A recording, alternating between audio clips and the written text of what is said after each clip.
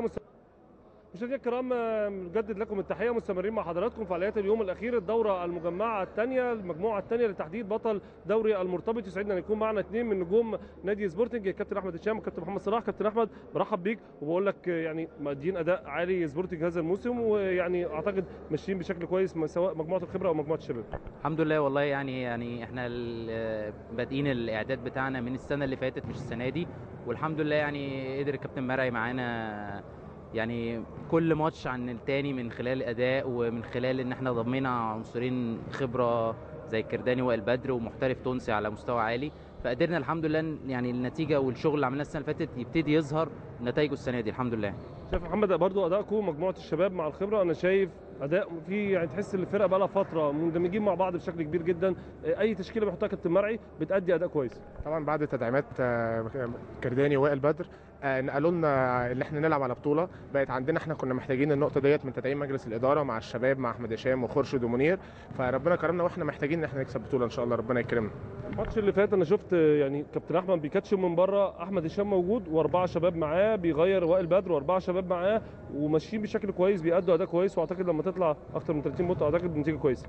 والله الحمد لله يعني هو يعني الحمد لله يعني طبعا احنا قدرنا يعني نبدا الماتش كويس، وبيبقى مهم قوي ان انت في الماتشات اللي هي بتبقى الفرقه اللي قصادك بتلعب من غير اي ضغط وعايزه تأدي بصوره كويسه، دايما لازم من الاول انك تأدي من الاول كويس عشان تنهي اي امال لو هم عايزين يعني يخطفوا الماتش، فطبعا ده كان الحمد لله يعني احنا بدأنا. انت لعيب طويل ولكن الفوت ورك عندك بحس اللي هو في التزام في الفوت ورك، دايما اللعيب الطويل بيبقى الفوت ورك فيه مشكله عنده، دريبلينج فيه مشكله عنده، ولكن انت مميز في الحته دي. لا يا كابتن مرعي طبعا اللي عنده غلطات بيحاول يصححها له، بنحاول نستفيد من اللعيبه الخبره اللي معانا، وماتش بعد ماتش زي ما حضرتك قلت ان احنا بنحاول نعلي من ادائنا عشان احنا بنلعب على بطوله، ربنا كرمنا بكاس مصر والفرصه لسه جايه ان شاء الله في دوري مرتبط ودوري السوبر.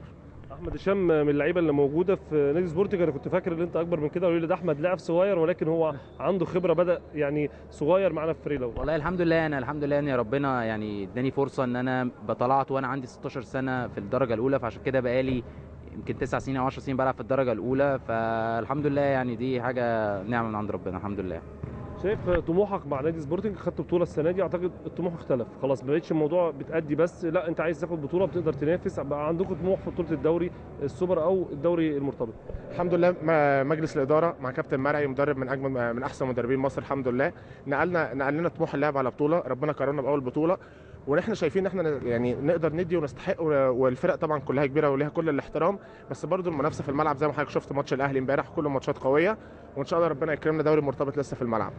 دوري مرتبط مباراه الاهلي يا كابتن احمد رجعت لكم امبارح رجعت لنا كتير من الفرص بتاعتنا، احنا الحمد لله يعني امبارح ده يعتبر ماتش باتنين، لان انت كنت هتنزل ماتش وهو هيطلع عليك، بس دلوقتي بعد ما كسبناه امبارح الحمد لله تساوينا مع الاهلي وبفرق نقطه واحده بس عن الاتحاد والجزيره، فطبعا دلوقتي الدوري المرتبط هيبقى يعني زي ما بيقولوا ولع يعني، لان كل الفرق قريبه وفاضل 6 ماتشات للكبار و6 ماتشات لفرق تحت 16 سنه، فده هيبقى طبعا عليه عامل كبير، فرق ال 16 هي برضه هتبقى عامل كبير مع الدرجه الاولى ان شاء الله. شايف ماتشات اسكندريه هتديكم افضليه ان انتوا تبداوا دوره مجموعه في اسكندريه، فتقدروا تعملوا اللي انتوا عايزينه والناشئين عندكم يعملوا اللي هم عايزينه؟ بامر الله ربنا يوفق فرقه 16 سنه مع كابتن عمرو السبخي وربنا يكرمنا، والدوري هينتهي في القاهره ان شاء الله بامر الله وربنا يتوفق. انا بشكركم جدا واحنا معطلينكم، انا عارف ان الاتوبيس واقف بره، احنا هنقول بقى الكابتن مرعي معلش اللي احنا عطلناه. ميرسي جدا، شكرا. مشاهدينا الكرام، احنا مستمرين مع حضراتكم تاني مباريات هذا اليوم بين فريق الشمس والشرطه، سعدنا ان يكون معنا الكابتن محمد يونس لاعب نادي الشمس. كابتن محمد برحب بيك، وبقول لك اعتقد يعني اداء جيد والشمس مش كويسه حتى الان. الحمد لله ادينا مباراه كويسه في اسكندريه، وامبارح كان عندنا ماتش بس ما حلناش، يعني عملنا اللي علينا بس ما حالفناش التوفيق، وان شاء الله ربنا يكرم النهارده ان شاء الله ونقدر نكسب ونقدر نقدم مباراه كويسه ان شاء الله، وباذن الله بقى في اللي جاي يكون التوفيق حالفنا ان شاء الله.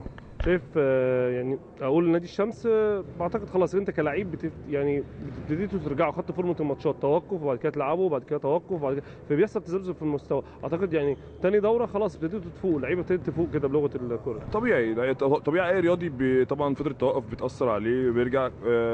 فورمه الماتشات طبعا مهمه جدا لاي لاعب في اي لعبه رياضيه، وخاصه كره السله، طبعا كره السله بتبقى محتاج مجهود شاق، فان شاء الله باذن الله المباريات اللي جايه باذن الله ان شاء الله يكون واحد اخذ يعني ابتدى الفورمه ترجع له ستيب باي ستيب ان شاء الله، وربنا يكرم في الجاي ان شاء الله باذن الله. شايف الدوري خلاص يعني انتوا كفرقه مثلا الشمس مش من الاربعه الكبار، مش من السته الكبار، ولكن الطموح بقى موجود خلاص، ان انت ممكن تدخل لو فرقه مرتبط قويه عندك تديك افضليه وتديك فرصه ان انت ممكن تبقى تدخل زي مثلا هليوبلس كان نتائج الفيرست كانت قليله ولكن المرتبط كان عالي. والله احنا لغايه دلوقتي كفرقه شمس احنا في منافسه بيننا، يعني طبعا انت عارف ان هم بيبقى في 6 في الدوري المرتبط، بيبقى 6 و6 في النص وفي الاربعه اللي تحت.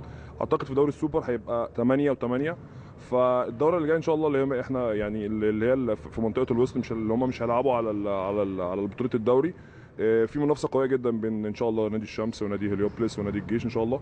الفرقتين اعتقد فرقتين ان شاء الله هم اللي هيطلعوا 7 و8. فان شاء الله يعني ربنا يكرم ان شاء الله، يكون نأدي اللي علينا الفتره الجايه، ونكون ان شاء الله يعني نحاول ان احنا نخش في الثمانيه زي ما بيقولوا الثمانيه الكبار ان شاء الله باذن الله. انت كلاعب ايه اللي بيفرق الفتنس بين اللعيبه في الدوري المحلي واي دوري تاني؟ يعني بنشوف مثلا عشان نتكلم على NBA طبعا عشان ده مستوى غير اللي في العالم كله، ولكن بتلاقي الفتنس عندنا اللعيبه يعني الناحيه البدنيه مش عاليه قوي. هنتكلم اصل في عوامل كتير، يعني هنتكلم في عامل مثلا ان لعيبه الام بي اي او اي دوري اوروبي بره اللعيبه تبقى متفرغه لكره السله، انما طبعا زي ما انت عارف ان لا انما طبعا يعني اغلبيه لعيبه مصر بتشتغل وبتروح اشغالها وكده، فبيرجعوا تمرين. فطبعا طبيعي ان ده بيأثر على اي بني ادم اذا كان بني ادم مش رياضي.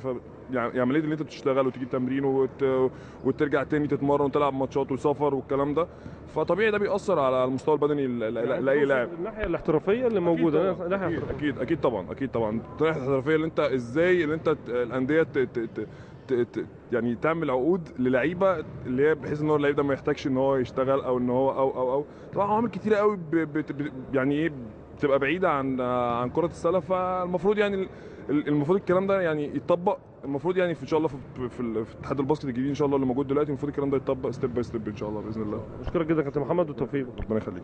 مشاهدينا الكرام احنا مستمرين مع حضراتكم تاني مباريات هذا اليوم بين الشمس والشرطه. يسعدنا يكون معنا المدرب العام لفريق الشرطه كابتن خالد حسين. كابتن خالد برحب بيك، ويعني اعتقد برضو منافسه قويه وان كان نتائج مرتبط يعني الناشئين بتبقى عامله لكم مشكله شويه وازعاج، ولكن المنافسه حد ما موجوده في المجموعات كلها او الاستفاده موجوده اكتر من المنافسه. وطبعا موضوع المرتبط طبعا الفرقه الكبيره دايما بتحط فريق المرتبط في دماغها لما الفرقه ما بتحققش نتيجه كويسه بتبقى نازله المباريات الكبيره محبطه. يعني فرقه الشرطه بظروفها بالاصابات اللي موجوده في وظروف الشرطه خاصه، يعني ان الميزانيه مش لحد دلوقتي ما جاتش، زائد الاصابات اللي موجوده. ورغم كده احنا بنطلع 9 بونت و8 بونت مع سبورتنج بطل الكاس. وطبعا انتوا لعبتوا اول كوارتر وثاني كوارتر كان شكل هايل بصراحه، وقدرتوا يعني لعبتوا ماتش كويس قوي اول امبارح. هو اللي بيفرق طبعا من احنا وسبورتنج ان هم عندهم بنج، عندهم عدد لعيبه اكتر مننا. احنا يا دوبك بنلعب ب8 لعيبه او 9 لعيبه، فهم بيغيروا علينا كتير، زائد ان هم عندهم محترف كويس من السنغال واحنا ما عندناش محترف.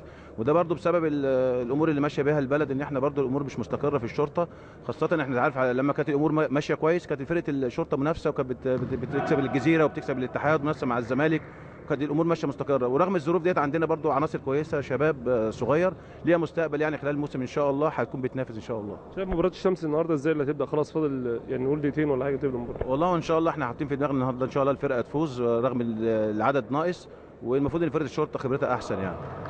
شايف النهارده مين اهم العناصر في الشمس اللي ممكن تبقى لعيب بيلعب يعني دشر او بيدخل كويس او اللي انتوا عاملين له حساب؟ انا عندي شايف المباراه الاولى كانت في اسكندريه، كان معتز مشعل كان لعيب كويس، وعندهم لعيب ارتكاز محمد يونس برضه لسه ظاهر جديد كان جاي من اسكندريه. لعيب محمد يونس الاسمر ده عنده فيت كويس ولعيب كويس وعنده خبره كويسه، ولكن ان شاء الله احنا النهارده مصرين احنا ان شاء الله نكسب الجيم ان شاء الله. انا بشكرك جدا كابتن خالد، واسيبك بقى عشان المباراه تبدا. شكرا يا كابتن. شكرا. شكرا. احنا مستمرين مع حضراتكم وفعاليات اليوم الثاني من الدوره المجمعه الثانيه لتحديد بطل الدوري الممتاز بطل الدوري المرتبط لكره السله في هذه البطوله. نترككم للتعليق على الشوط الاول والثاني من هذه المباراه مع كابتن اسامه عز الدين.